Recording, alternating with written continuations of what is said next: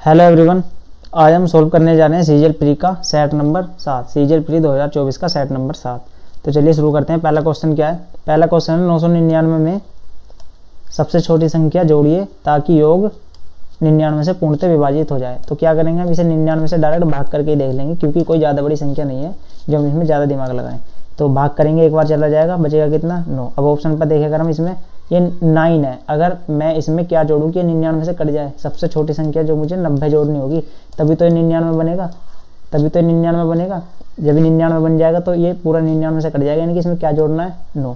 यदि पूछता कि सबसे छोटी संख्या क्या घटाऊं, तो यहाँ 9 नहीं बचना चाहिए था, यानी कि पूरा जब कट जाता, जब यहाँ 9 नहीं बचता, तो यहाँ कितना घटाता इसमें से मैं 9। यहाँ पूछा है छोटी संख्या क्या जोड़ू, तो वो है 90। ऑप्शन नंबर 3 इसका आंसर जाएगा। उम्मीद करता हूँ समझ में आएगा। नेक्स्ट क्वेश्चन देखते हैं।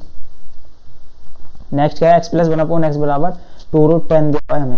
x प्लस 1/x बराबर 2√10 और x 1 से बड़ा ये भी बता दिया है, और हमसे पूछा x³ माइनस 1/x³। हमसे पूछा x³ माइनस 1/x³। तो अब देखिए हमारे पास है प्लस वाला x प्लस 1/x, हमसे क्या पूछा माइनस वाला x³ माइनस 1/x³। तो हमें उसके लिए पहले x माइनस 1/x निकालना होगा, क्योंकि यदि हम x प्लस 1/x का भी क्यूब करेंगे तो x³ प्लस 1/x³ हमें देगा, हमें x³ माइनस 1/x³ नहीं देगा।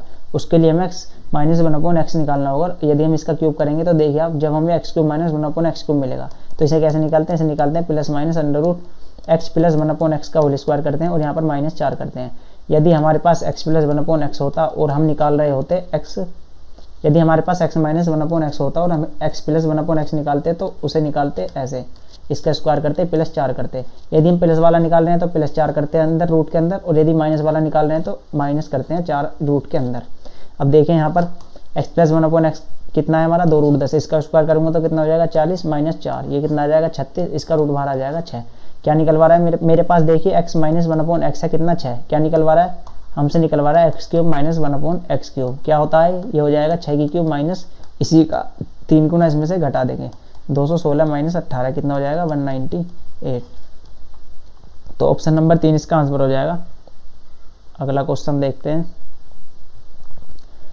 अगला क्या है? P और Q के बीच हुए एक चुनाव में P को कुल वैलिड वोट्स का 78% प्राप्त होता है। P को वैलिड वोट्स का कितना प्राप्त हो गया 78, और 2 उम्मीदवार हैं P और Q। तो Q को कितना प्राप्त हुआ होगा 22%, क्योंकि टोटल 100% होता है, उसमें से 78% P को प्राप्त हो गए। तो Q के पास कितना बचा? Q के पास बचा 22%। अब आगे क्या कह रहा है? आगे कह रहा है यदि मतदाताओं की कुल संख्या इतनी है, टोटल वोटर्स हमारे पास कितने 75,60,000, तो Q को प्राप्त वैलिड वोट्स की संख्या बतानी है हमें। कितनी थी Q के पास प्राप्त वैलिड वोट्स की संख्या? 22%, यानी कि हमें इसका क्या निकालना? 22% कितना होता है 11/50। यदि 10% ने अपना मत नहीं डाला, यानी कि 10% ने तो मत ही नहीं डाला, तो डाला कितने ने? इसका भी 9/10। अब डाले गए मतों में से 15% अमान्य घोषित हो गए, कितना बचेगा 85%, कितना होता? 17/20। ये हमें निकालना है। और यहाँ पर मैं अगर यूनिट डिजिट चेक करूँ तो देखिए यहाँ पर कितना है 6, यहाँ पर 1, 6 एकम 6 हो जाएगा, यहाँ यूनिट डिजिट, यहाँ पर है 9, 9 छिक्का 54, यहाँ यूनिट डिजिट हो जाएगी 4। अब यहाँ पर है 7 यूनिट डिजिट, 7 चौक 28, यानी कि इस सवाल का जो भी आंसर होगा उसकी यूनिट डिजिट होगी 8। और ऐसा हमें एक ही ऑप्शन दिया हुआ है जिसकी यूनिट डिजिट है 8। ऑप्शन नंबर 3 इसका आंसर हो जाएगा। इस तरह हमें इसे पूरा सोल्व करने की जरूरत नहीं थी, इसमें हमारा काफ़ी टाइम बच जाता। नेक्स्ट क्वेश्चन देखते हैं। एक वृत्त में 2 जीवाएं दी हैं MN और PQ। यदि बिंदु O पर प्रतिच्छेद करती हैं तो MO बराबर 9 है। यदि MO बराबर 9 सेंटीमीटर, ON बराबर 5 सेंटीमीटर और OQ बराबर 6 सेंटीमीटर है, तो OP का मान क्या है, हमसे पूछा है। एक वृत्त है, यदि देखिए क्या कंसेप्ट है ये, और यहाँ पर यदि 2 जीवाएं एक दूसरे को कट करते हैं किसी भी पॉइंट पर, ये इसका सेंटर नहीं है, ध्यान रखिएगा। यहाँ 2 जीवाएं बस एक दूसरे को कट कर रही हैं। मान लिया मैंने MN और PQ ये 2 जीवा हैं। क्या दे रखा है मुझे? MO दे रखा है 9 और ON दे रखा है 5, यहाँ मैंने लिख दिया। OQ दे रखा है मेरे पास कितना 6, और PO मुझसे पूछा है, ये मान लिया मैंने K, ये मैंने मान लिया K।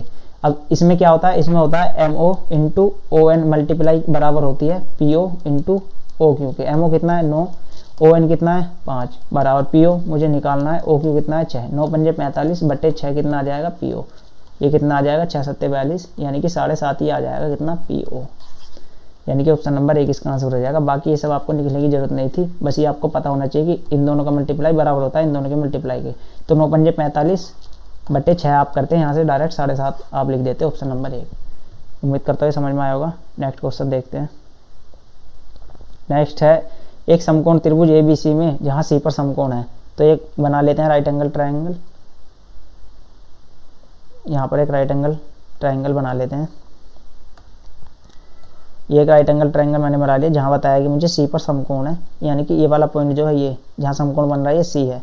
बाकी मैंने 2 पॉइंटों के नाम दे दिए A और B। यदि tan A बराबर, यहाँ पर देखिए मेरे पास tan A दे रखा है कितना, √3, और ये tan में √3 किसकी वैल्यू होती है, 60 की, यानी कि A की जगह कितना है 60 डिग्री, यानी कि tan 60 डिग्री बराबर √3 होता है, यानी कि A का मान है 60 डिग्री, यानी कि ये वाला एंगल मेरे पास पता चल गया मुझे 60 डिग्री।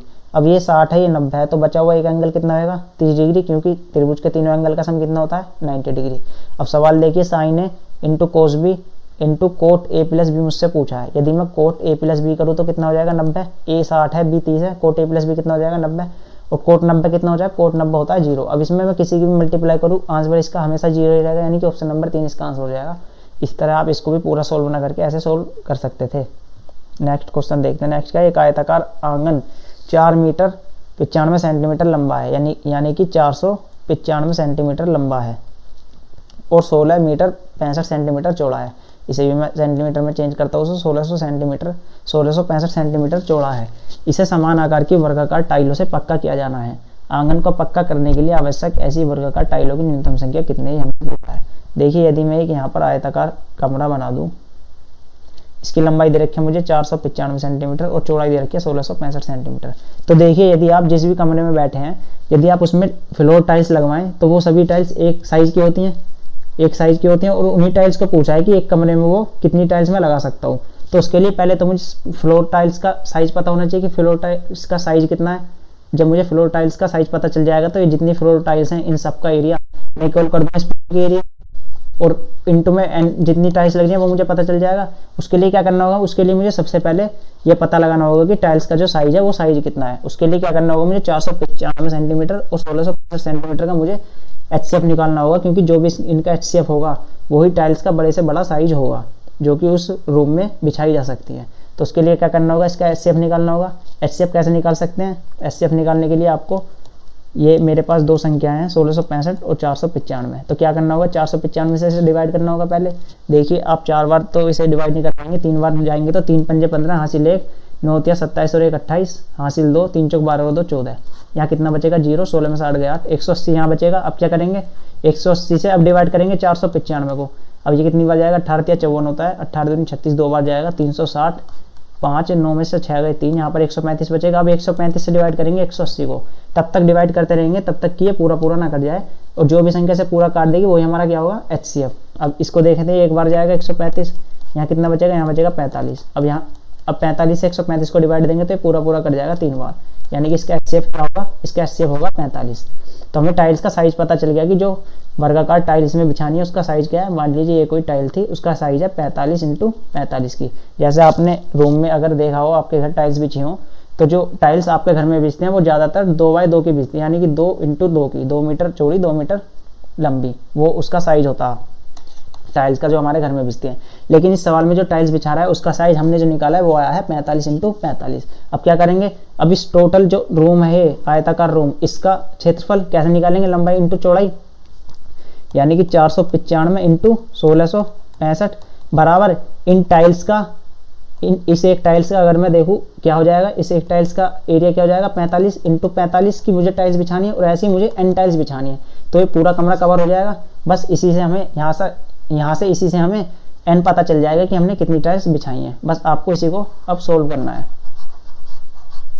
अब देखिए, यदि आप इसको सोल्व करेंगे तो यहाँ पर देखिए, अगर 45 से मुझे दिख रहा है 11 बार जा रहा है, क्योंकि ये होता है 45 की मैं 11 में मल्टीप्लाई करूंगा 5, 5 और 4 9 और 4, क्योंकि मुझे पता है 11 से जब मैं 45 को मल्टीप्लाई करूंगा तो यहाँ पर 5 आएगा, 5, 4, 9 और 4। मैंने ऐसे 45 में 11 का ऐसे अंदाजा लगा के देखा तो 11 बार जा रहा है। अब यदि मैं इसको 5 से डिवाइड कर लूँ, 5 तिया 15, 5 तिया 15, 5 तिया 15, यहाँ पर देखो तो 5 × 45, ये 3 3 3 हो रहा है, ए भी 9 हो रहा है, यानी कि 3 से ये 9 से ये कटेगा, क्योंकि ये कितना हो रहा है 9 हो रहा है, 9 तिया 27, 6 बचा 9 7 63, यहाँ पर कितना आ रहा है 37 × 11 बराबर 9। अब फिर देखिए 11 से मल्टीप्लाई करने का रूल किसी में क्या होता है, एंड की संख्या पहले ऐसे लिख दीजिए। अब इन दोनों को जोड़िए, 7 और 3 10, 10 की 0, हासिल 1। अब आगे क्या बचा, सिर्फ 3, 3 में 1 जुड़ जाएगा 4, 407, यानी कि ऐसी 407 टाइल्स मुझे बिछानी होगी उस कमरे में, यानी कि ऑप्शन नंबर 4 इसका आंसर हो जाएगा। उम्मीद करता हूँ ये समझ में आया होगा। नेक्स्ट क्वेश्चन देखते हैं। नेक्स्ट क्या है, एक वृत्ताकार पथ की आंतरिक और बाहरी त्रिज्याएं क्रमशः 28 मीटर और 25 मीटर हैं। पथ को 28 रुपये प्रति वर्ग मीटर की दर से समतल करने की लागत क्या है, ये हमसे पूछ रहा है।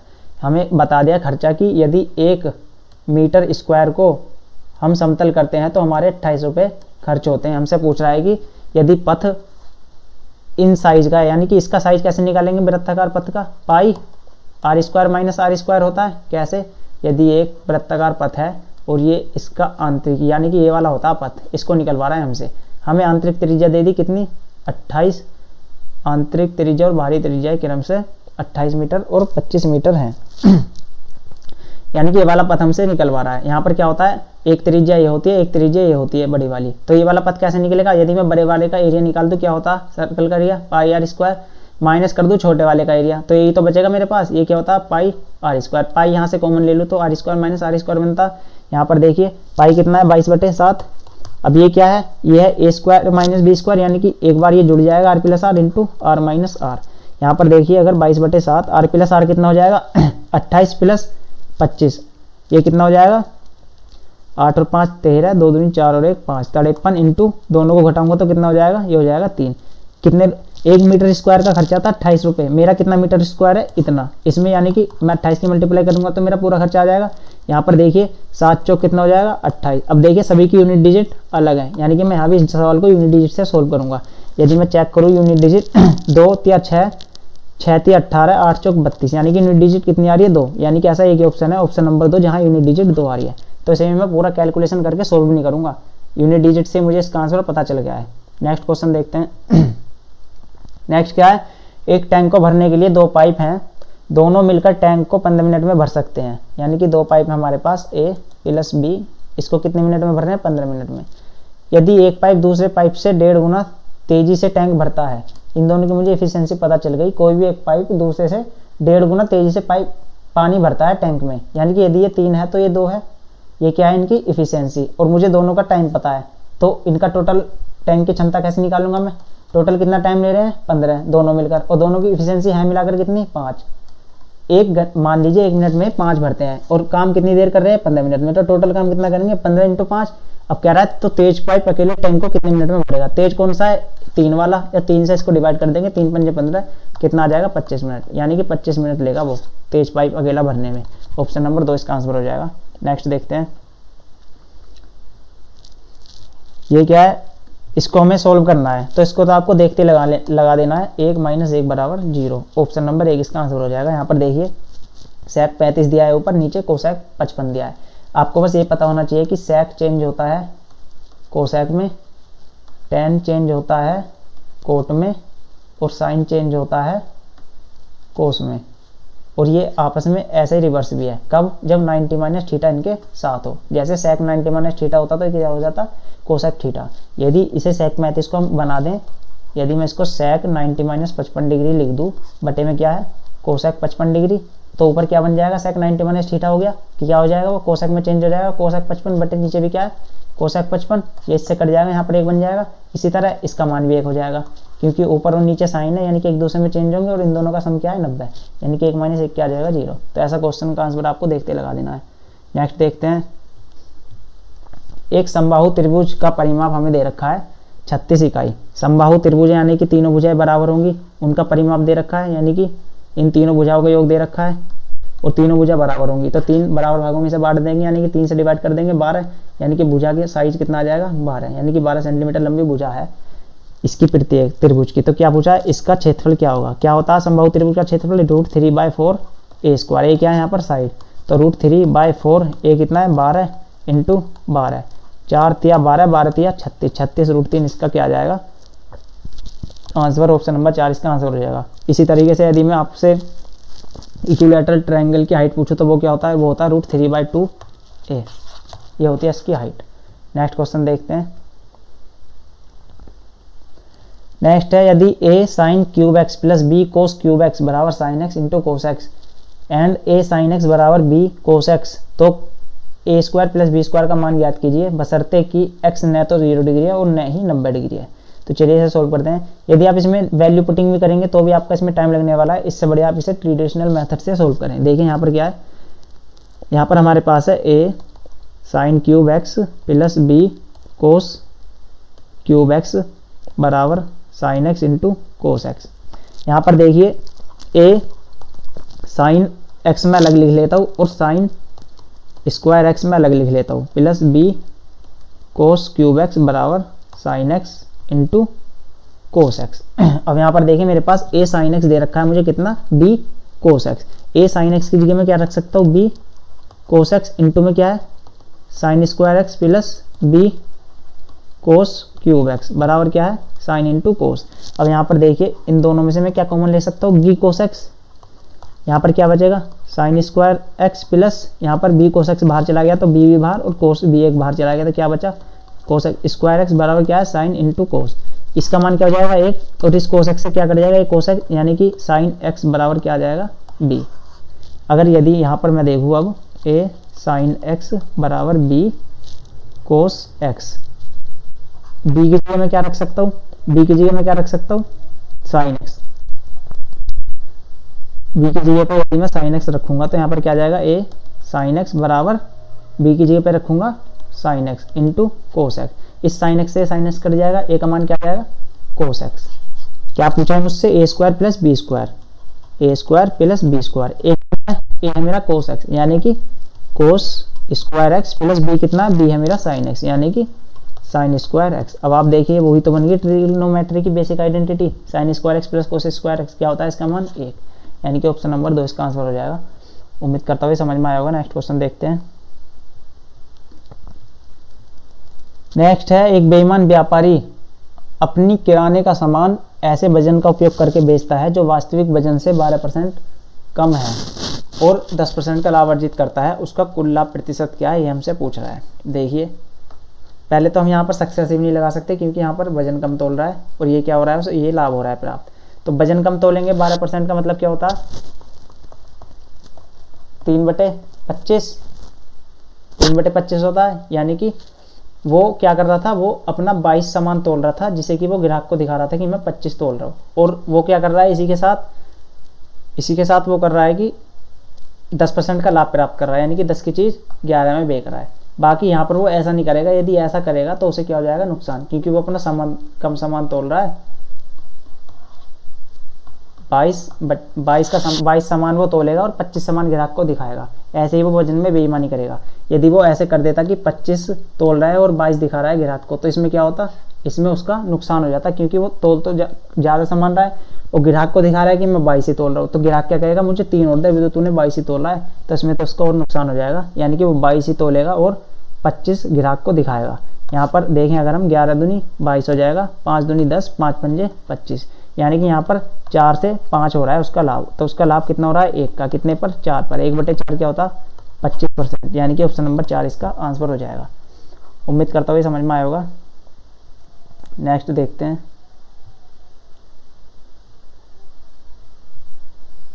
नेक्स्ट है, अतुल विशु को 900 मीटर की दौड़ में 20 सेकंड की शुरुआत देता है और उसे 135 मीटर से हरा देता है। देखिए 20 सेकंड की शुरुआत दे रहा है, तब भी क्या कर रहा है, वो 135 सेकंड से हार रहा है, 135 मीटर से हार रहा है। जब वे फिर से वही दौड़ दौड़ते हैं तो अतुल विशु को 189 मीटर की शुरुआत देता है और उसे 8 सेकंड से हरा देता है। इस बार 8 सेकंड से हरा दिया और कितने मीटर से हरा दिया, यहाँ पर मीटर में देखें तो हम 189 मीटर से हरा दिया। तो यदि मैं देखूँ मीटर में कितने का अंतर आ रहा है, 9 में से 5 गए 4, 8 में से 3 गए 5 और यहाँ पर 12 सेकंड, यानी कि 12 सेकंड में 54 मीटर चल पाता है। कौन चल पाता है, यहाँ पर विशु चल पाता है 12 सेकंड में 54 मीटर। यहाँ से मैं उसकी क्या निकाल सकता हूँ, स्पीड मैं देख लेता हूँ 1 सेकंड में कितना दौड़ता है, वो 54/12 आ जाएगा, यही इसकी स्पीड हो जाएगी। यहाँ से देखूँ अगर मैं इसको काटूँ 3 से 3 चौक 12, 3 से 18 बार, यहाँ पर 9/2 की क्या आ जाएगी स्पीड मीटर प्रति सेकंड में। क्या कह रहा है हमसे, विशु 900 मीटर की पूरी दौड़ कितने समय में पूरा करता है। अब स्पीड कैसे निकलती है, टाइम, स्पीड इक्वल्स टू क्या होता है डिस्टेंस अपॉन टाइम। क्या निकलवा रहा है मुझसे, टाइम कैसे निकलेगा, डिस्टेंस अपॉन स्पीड। डिस्टेंस कितनी है 900 मीटर, स्पीड कितनी है ये विशु की 9/2, ये 2 ऊपर चला जाएगा, यानी कि क्या आ जाएगा 200 सेकंड, यानी कि 180 + 20 यानी कि 3 मिनट और 20 सेकंड। ये इसका आंसर हो जाएगा। कहाँ है? ऑप्शन नंबर 3 इसका आंसर हो जाएगा, 3 मिनट 20 सेकंड। उम्मीद करता हूँ समझ में आया होगा। नेक्स्ट देखते हैं। नेक्स्ट क्या है? नेक्स्ट है कि यदि निम्नलिखित विगत आरेख विश्वविद्यालय में विभिन्न पाठ्यक्रमों में छात्रों के प्रतिशत के वितरण को दर्शाता है। विश्वविद्यालय में कुल छात्रों केवल लड़के और लड़कियां हैं जिसमें की संख्या 7000 है। बीकॉम में 60% लड़कियां हैं और बीएससी सीएस में कंप्यूटर साइंस में 40% लड़के हैं। बीएससी कंप्यूटर साइंस और बीकॉम पाठ्यक्रमों में प्रवेश लेने वाली लड़कियों की कुल संख्या विश्वविद्यालय में प्रवेश लेने वाले कुल छात्रों की कितने प्रतिशत है, ये हमसे पूछा है। तो चलिए सॉल्व करते हैं। इसमें क्या कह रहा है? In BCom there are 60% girls and in BSc computer science there are 40% boys. The total number of girls who took admission in BSc computer science and BCom courses is what percentage of the total students admitted to the university. तो देख लेते हैं BCom में क्या है। There are 60% girls. BCom का है total संख्या कितनी है? 7000। बीकॉम में कितना है? 20%। 7000 का 20% कितना हो जाएगा? 7 दूनी 14, 1400। अब इसमें भी क्या है? इसमें तुम्हारा 60% क्या है? लड़कियां हैं। क्या पूछा है हमसे? The total number of girls. Girls कितनी है यहाँ पर? 60%, यानी कि 3/5 इसका गर्ल्स हैं। अब आगे देखेंगे अगर हम, in BSc computer science there are 40% boys. The total number of girls. अब यहाँ पर देखिए 40% बॉयज हैं, तो यहाँ पर गर्ल्स कितनी होंगी? यहाँ भी गर्ल्स 40% होंगी। और यह है किसकी? ये है कंप्यूटर साइंस की। यहाँ पर बीएससी कंप्यूटर साइंस में कितना है? 25%, यानी कि इसका 7000 का मैं 25% निकालूंगा तो 25 7 175, 1750। और इसका भी 60% है। कितनी? यहाँ पर लड़कियां। इसको पूछा है कि टोटल स्टूडेंट्स से इसका परसेंटेज कितना है। टोटल स्टूडेंट्स कितने हैं? 7000 इंटू में मल्टीप्लाई कर दूंगा, यहाँ से इसका परसेंटेज आ जाएगा। यहाँ पर देखो अगर मैं, ये कितना आ जाएगा? 28 तिया 84 840 प्लस इसको इससे डिवाइड करूंगा तो 35 तिया 105 बटे में यहाँ 70 आ जाएगा, बराबर इन दोनों को ऐड करूंगा तो 0, 5 और 4 9। यहाँ पर इसको 7 से डिवाइड करूंगा तो 7 दूनी 14, यहाँ कितना बचेगा? 4, 7 7 49, यानी कि क्या आंसर आ जाएगा? यहाँ पर आ जाएगा 27% आंसर। यहाँ पर हमें जो ये 40% दिया था ये लड़कों का दिया था और हमसे पूछा था कि लड़की कितनी है। तो लड़की कितनी बचेंगी बीएससी कंप्यूटर साइंस में? 60%। तो हमने एक बार इसका 60% निकाल दिया 7000 का, पहले 20% निकाला फिर उसका 60%। इसी प्रकार फिर पहले 7000 का क्या निकाला? 60%। पहले 7000 का हमने निकाला 25%, क्योंकि बीएससी कंप्यूटर साइंस में इतने हैं टोटल विद्यार्थी। अब इसमें भी गर्ल्स कितने हैं? इसमें गर्ल्स हैं 60%, उसका भी 3/5 निकाल दिया, दोनों को ऐड करके 7000 से डिवाइड कर दिया, क्योंकि इसी से हमारा परसेंटेज पूछा था। नेक्स्ट क्वेश्चन देखते हैं।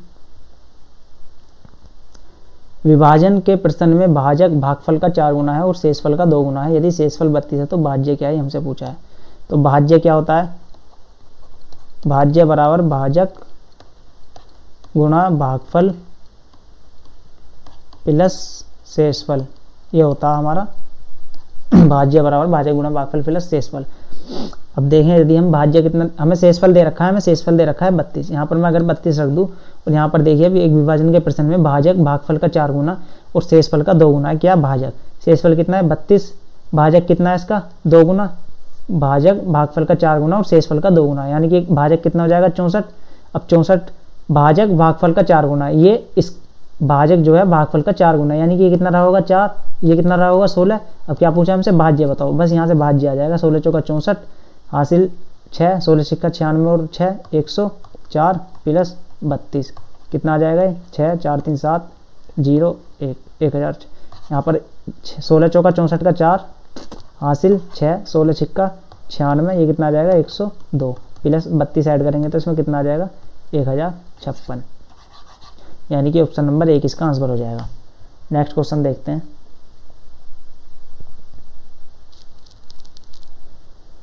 नेक्स्ट है 16000 की राशि पर 14% वार्षिक साधारण ब्याज की दर से उतने वर्षों के लिए ऋण दिया जाता है जितने वर्षों में एक निश्चित राशि पर 10% वार्षिक साधारण ब्याज की दर से साधारण ब्याज उस राशि का 3/5वां भाग होता है। इस राशि पर अर्जित ब्याज कितना है, हमसे पूछ रहा है।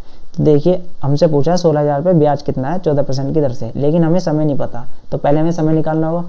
समय निकलेगा दूसरी शर्त से जिसमें दे रखा जितने वर्षों में एक निश्चित राशि पर 10% वार्षिक साधारण ब्याज की दर से साधारण ब्याज उस राशि का 3/5वां भाग है। 3/5 भाग है, यानी कि अगर मैं प्रिंसिपल को 100 मान लूँ तो ब्याज कितना है 60। अब है 10 जितने वर्षों में एक निश्चित राशि पर 10% वार्षिक, ये 10% पर है, यदि मैं इसको भी 1% पर निकाल दूँ तो ये कितना हो जाएगा 60, ये कितना हो जाएगा फिर 60, यानी कि 100 रुपये पर 1% से ब्याज कितना आया 6, यानी कि कितना समय रहा होगा 6 साल। अब यानी कि मुझे समय पता चल गया 16,000 पर। अब मुझे 16,000 पर 6 साल में 14% से ब्याज निकालना है, बस इनकी मल्टीप्लाई कर दूंगा। 16 छिक्का कितना होता, 16 छिक्का 96 इंटू 14 कर दूंगा 0, 14 छिक्का 84, हासिल 8, 16 14 निम्न 126, 134, यानी कि ऑप्शन नंबर 1 इसका आंसर हो जाएगा। उम्मीद करता हूँ समझ में आया होगा। नेक्स्ट क्वेश्चन देखते हैं। नेक्स्ट है 30 छात्रों के एक समूह ने एक परीक्षा दी, 12 छात्रों का औसत स्कोर है 62 और बाकी का औसत स्कोर है 62, तो समूह का औसत स्कोर, जब इनका भी औसत स्कोर 62 दे दिया और बाकियों का भी 62 दे दिया तो ओवरऑल भी जो वो औसत होगा वो 62 ही होगा। देखिए कैसे, 12 छात्रों का दे दिया तो बचे कितने 18, 6 दूनी 12, 6 3 18, 2 और 3 के रेशियो में छात्र, 12 छात्रों का औसत कितना दे रखा है 62, बाकी कितने बचे 18, जो कि इनका औसत कितना हो जाएगा 62। अब यहाँ जो रेशियो आता है वो भी ये वाला रेशियो आता है जो ये होता है, और इन दोनों का जो डिफरेंस होता है वो इन दोनों इसी रेशियो में डिवाइड होता है। तो 5 को हम 0 में डिवाइड करेंगे तो कितना आ जाएगा 0 आ जाएगा, यानी कि 2 की जगह भी 0 और 3 की जगह भी 0। अब 62 में 0 घटाओ या 0 जोड़ो कितना रहेगा 62 ही रहेगा। इसलिए जब भी ऐसे दो हमें पता चल जाते हैं कि सेम है तो तीसरा भी क्या होता है सेम होता है। उम्मीद करता हूँ समझ में आया होगा। नेक्स्ट क्वेश्चन देखते हैं। नेक्स्ट क्या है, एक समचतुर्भुज ABCD में O कोई आंतरिक बिंदु इस प्रकार है कि OA बराबर OC है, एंगल DOB के माप का 5/9 भाग क्या है, हमसे पूछा है। देखिए समचतुर्भुज की बात कर रहा है, कोई भी एक समचतुर्भुज है तो जो हमारा वर्ग होता है वो भी एक समचतुर्भुज होता है। मैंने मान लिया मेरा एक समचतुर्भुज है जो कि एक वर्ग है, इसका मैंने नाम दे दिया ABCD। क्या कह रहा है, O कोई आंतरिक बिंदु इस प्रकार है कि OA बराबर OC, OA बराबर OC है। यदि मैं इस वाले डायगोनल को ड्रॉ करूं तो आप देखिए OA बराबर OC कब होगा, जब O पॉइंट इस लाइन पर कहीं भी होगा, यहाँ पर ले लीजिए आप तो भी OA बराबर क्या होगा OC होगा, यहाँ पर ले लीजिए मिडिल में तो भी OA बराबर क्या होगा OC होगा और ये एक डायगोनल हो जाएगा। यहाँ ले लीजिए तब भी क्या होगा OA बराबर OC होगा, यानी कि जो ये पॉइंट है ये इस डायगोनल पर लाई करेगा, ये BD डायगोनल पर लाई करेगा, ये वाला O वाला पॉइंट। जब O वाला पॉइंट इस पर लाई करेगा तो इस पर ये वाला एंगल क्या बनेगा DOB। यहाँ पर मान लीजिए O, यहाँ पर मान लीजिए, चाहे यहाँ मान लीजिए, कहीं भी मान लीजिए, तो एंगल क्या बनेगा कि स्ट्रेट लाइन पर ही एंगल बन रहा है तो क्या होगा एंगल DOB होगा 180 डिग्री। क्या पूछा है इसका 5/9 भाग, 5/9 भाग कितना आ जाएगा 9 दूनी 18, यानी कि 20 पंजे 100 डिग्री इसका आंसर आ जाएगा। उम्मीद करता हूँ ये समझ में आया होगा। नेक्स्ट क्वेश्चन देखते हैं। नेक्स्ट क्या है, नेक्स्ट है दिए गए समीकरण के समुच्चय को हल करके अज्ञात राशियों का मान ज्ञात कीजिए, हमसे पूछा है। हमें 3 समीकरण दी हुई है और हमसे x y z का मान पूछा है, तो वही हम ऑप्शन इसमें रख के देखेंगे कौन से ऑप्शन सेटिस्फाई कर रहे हैं और अपना आंसर टिक कर देंगे। पहला ऑप्शन ले, अगर हम x की जगह मैं यहाँ पर 0 रख दूँ तो 0, यदि मैं x की जगह पर यहाँ पर 0 रख दूँ तो यहाँ पर क्या जाएगा 0 प्लस z कितना है 2 दूनी क्या जाएगा 4 बराबर 3, तो पहला ऑप्शन सेटिस्फाई नहीं कर रहा है। दूसरा ऑप्शन देखो मैं यदि x बराबर -1 रखो तो -1 प्लस z की जगह पर कितना रखूँ 2 दूनी 4 बराबर 3, 4 में से 1 गया 3 बराबर 3 आ रहा है, यानी कि ये हमारा आंसर हो सकता है। अब ऑप्शन नंबर 3 को चेक करूँ मैं, x बराबर -1 पहले इक्वेशन में मैं रख रहा हूँ -1, y बराबर 2 और z बराबर 0, z बराबर 0 रखूँगा तो ये -1 बराबर 3 आ रहा है, क्योंकि ये भी इसका आंसर नहीं हो सकता। अगर x बराबर 2 रख रहा हूँ प्लस z बराबर -1, यानी कि ये कितना हो जाएगा -2 बराबर 3, यानी कि 0 बराबर 3 आ रहा है, ये भी नहीं हो सकता। एक ही ऑप्शन है जो सेटिस्फाई कर रहा है, ऑप्शन नंबर 2 इसका आंसर हो जाएगा। उम्मीद करता हूँ ये भी समझ में आया होगा। नेक्स्ट क्वेश्चन देखते हैं।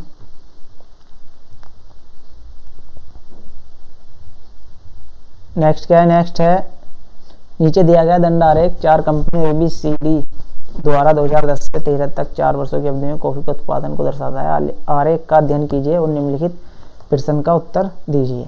कंपनियों A और C के 4 वर्षों का संयुक्त औसत, A और C, A कौन सा है A है ये, A और C के 4 वर्षों का मैं देख लेता हूँ।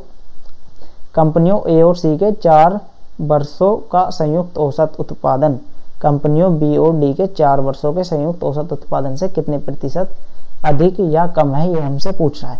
तो कंपनी ए और सी कौन सी है? ए है ब्लू वाली और सी है थर्ड नंबर वाली। ए का चारों ईयर का अगर मैं देखूँ तो 60 और 90, 150 और 14, 150 और 140 कितना हो जाएगा? 290, 290 और 290 और 220 कितना हो जाएगा? 0, 9 और 2 11, 510।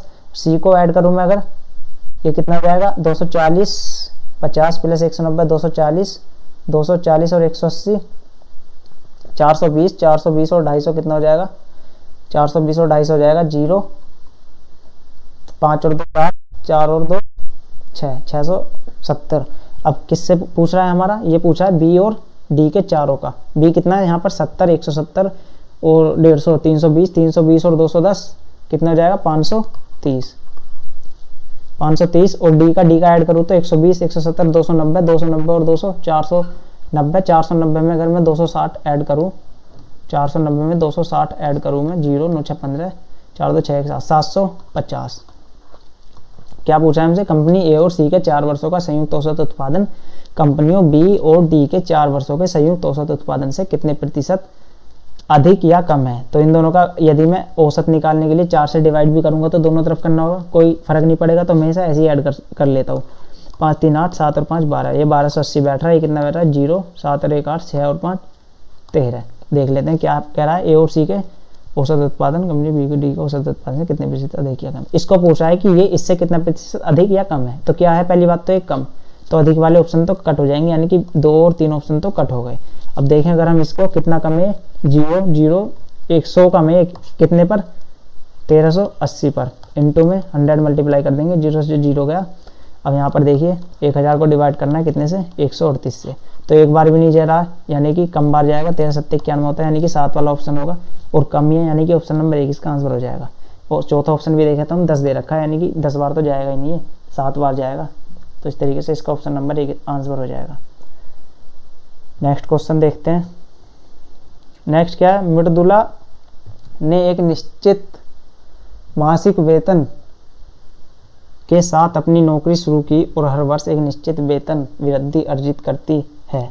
यदि उसकी सेवा के 6 वर्ष बाद उसका वेतन इतना था और 15 वर्ष बाद उसका वेतन इतना, तो उसका वार्षिक वेतन वृद्धि ज्ञात कीजिए, हमसे पूछ रहा है। तो देखिए हमें क्या दे रखा है? हमें दे रखा है कि 6 साल में जो वेतन था वो कितना हो गया। यदि उसकी सेवा के 6 वर्ष बाद उसका वेतन 28,000 कितना हो गया? 400, और 15 वर्ष बाद वेतन कितना हो गया? इतना। तो 6 वर्ष तो यहाँ हो गए टोटल, हमसे कह रहा है 15 वर्ष बाद, यानी कि 9 साल और आगे को कितना हो गया? 9 साल बाद कितना हो गया? ये हो गया 52,997। तो मैं देख सकता हूँ कि 9 साल में कितना बढ़ा, तो मैं इसमें से इसको डिवाइड कर दूँ। 7 9 9 में से 4 गए 5, यहाँ पर क्या हो गया? 12 में से 4 गए 4 में से 2 गया 2। इतना हो रहा है कितने साल में? 9 साल में। मुझे क्या पूछा है? वार्षिक वृद्धि। ये 9 साल में, 1 साल में निकालने के लिए 9 से डिवाइड कर दूंगा इसको। 9 से डिवाइड करूंगा तो 9 दूनी 18, कितना बचेगा? 6, 9 7 63, 2 बचेगा, 9 3 27, 9 3 27, यानी कि 1 साल में कितनी वृद्धि हो रही है? 2733 की, यानी कि ऑप्शन नंबर 3 इसका आंसर हो जाएगा। उम्मीद करता हूँ ये समझ में आया होगा। नेक्स्ट क्वेश्चन देखते हैं। नेक्स्ट है पी क्यू आर और एस के बीच एक धनराशि इस अनुपात में विभाजित की जाती है। क्यू को आर से इतने रुपए अधिक मिलते हैं, तो एस का भाग क्या है? हमसे पूछ रहा है। क्यू कहाँ है? क्यू है सेकंड वाला, ये है पी क्यू आर एस।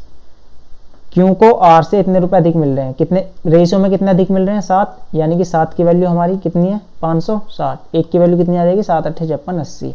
क्या पूछा? एस का भाग। एस को कितने मिल रहे हैं रेशियो में? 3।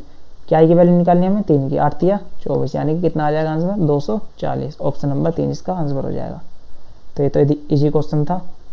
नेक्स्ट क्वेश्चन देखते हैं। नेक्स्ट है, हमें ये तालिका दे दी, हमसे पूछा 5 छात्रों द्वारा गणित में प्राप्त औसत अंक कितने हैं, ये हमसे पूछ रहा है। 5 छात्र हैं और गणित कौन सा है? ये वाला। तो सबको ऐड करेंगे और 5 से डिवाइड करेंगे तो औसत आ जाएगा, क्योंकि 5 छात्र हैं तो मैं पहले ही 5 से सबको डिवाइड कर लेता हूँ, औसत आ जाएगा और बाद में उसको ऐड कर दूंगा। तो 14 पंजे 70, यहाँ 17 आ जाएगा, यहाँ 18 आ जाएगा, यहाँ पर 19 आ जाएगा, यहाँ पर 15 आ जाएगा, 15 पंजे 75। अब इन सबको ऐड करूंगा, वही मेरा क्या होगा? औसत। 7 4 11 8 19 19 9 28, 28 और 5 33, हासिल 3 1 2 3 4 5 5 और 3 8, यानी कि 83 क्या आ जाएगा इसका आंसर। बाकी आप इन सबको ऐड करके तब भी भाग कर सकते थे, आपकी कैलकुलेशन ही बढ़ती। तो नेक्स्ट क्वेश्चन देखते हैं। नेक्स्ट क्या है, नेक्स्ट है वर्ष 2010 में राज्य एक्स से उत्तीर्ण उम्मीदवारों की संख्या में से पुरुष और महिला उम्मीदवारों का अनुपात 5:7 है। यदि वर्ष 2010 में राज्य एक्स से उत्तीर्ण महिला उम्मीदवारों की संख्या 168 है तो वर्ष 2010 में राज्य एक्स से उपस्थित उम्मीदवारों की संख्या कितनी थी, हमसे पूछ रहा है। वर्ष 2010 कहाँ है, वर्ष 2010 है हमारा, ये रहा यहाँ पर। राज्य एक्स से उत्तीर्ण उम्मीदवारों की संख्या में से पुरुष और महिला उम्मीदवारों का अनुपात कितना दे रखा है, मेल और फीमेल का अनुपात कितना दे रखा है, जो उत्तीर्ण हुए हैं 5:7। ये क्या है, पास का रेशियो। और हमारे पास इनका परसेंटेज दे रखा है मुझे कितना है, 60%, यानी कि 60% इसमें डिवाइड होगा, यानी कि 7 और 5 12 को मुझे 60%, मुझे 12 में डिवाइड करना है, 12 पंजे 60 5%, यानी कि मेल कितना है 25%, फीमेल कितना है 7 पंजे 35 35%। आगे क्या कह रहा है, वर्ष 2010 में राज्य एक्स से उत्तीर्ण महिला उम्मीदवारों की संख्या 168 है। कितनी हमारी कितनी पास हो रही है, हमारी हो रही है 35% पास, यानी कि 35% की वैल्यू कितनी है 168। क्या पूछा है, वर्ष 2010 में राज्य एक्स से उपस्थित उम्मीदवारों की संख्या कितनी है टोटल, यानी कि 35% है मेरे पास इतना। यहाँ से मैं निकाल सकता हूँ 1%, 7 से भाग करता हूँ, 7 पंजे 35, 7 दूनी 14, 7 चौक 28। अब मुझे क्या निकालना है 100%। 100% के लिए 20 से मल्टीप्लाई कर दूंगा दोनों तरफ 20%, और इधर 20 से करूंगा तो 24 दूनी 48, 480। यानी कि कितने टोटल संख्या 2010 में राज्य एक्स में उम्मीदवारों की 480, यानी कि ऑप्शन नंबर 1 इसका आंसर हो जाएगा। नेक्स्ट क्वेश्चन देखते हैं, ये आज का लास्ट क्वेश्चन होगा। एक दुकानदार ने दिवाली की पूर्व संध्या पर टेलीविजन सेटों पर कई छूट दी। एक टेलीविजन सेट का विक्रय मूल्य ज्ञात कीजिए यदि टेलीविजन का अंकित मूल्य इतना है और क्रमागत छूट इतनी है। तो 15% होता है 3/20, यानी कि 20 का सामान उसने 17 में बेचा है। और 10% की छूट का मतलब होता है 1/10, यानी कि 10 के सामान पर 1 की छूट दी है, यानी कि 9 पर बेचा है। इधर वाली चीज़ क्या है MP, इधर वाली चीज़ क्या है SP। तो यदि मैं देखूँ SP मेरी किसका मल्टीपल होगी, 9 का, क्योंकि 9 आ रहा है यहाँ पर। तो यदि मैं ऑप्शन चेक करूँ, 9 5 4 9, ये 9 से कट रहा है, 9 8 1 9, ये 9 से कट रहा है, 9 7 12 और 5 9 7 16 और 5 21, ये 9 से नहीं कटता तो ये मेरा आंसर नहीं हो सकता। 9 6 15 और 5 20, ये भी 9 से नहीं कट रहा है, यानी कि ये भी मेरा आंसर नहीं हो सकता। तो यदि एक ही ऑप्शन 9 से कटता तो मैं यहीं से इसका आंसर लगा देता। बाकी अब आप इसको 17 का भी चेक कर सकते हैं, इतनी देर में आप इसको सोल्व भी कर लेंगे। तो ये कितना हो रहा है, 200 से 17 निम्मा 153। अब 200 की वैल्यू मेरे पास 1200, यहाँ से 1 की वैल्यू कितनी आ गई 6, 1 की वैल्यू कितनी है 6, यानी कि इसमें 6 की मल्टीप्लाई हो जाएगी, 6 3 18। अब देख सकते हैं यूनिट डिजिट 8 आ रही है, यानी कि ऑप्शन नंबर 2 इसका आंसर होगा। तो आज के लिए इतना ही, उम्मीद करता हूँ समझ में आया होगा। मिलते हैं नेक्स्ट वीडियो के साथ। Thank you for watching.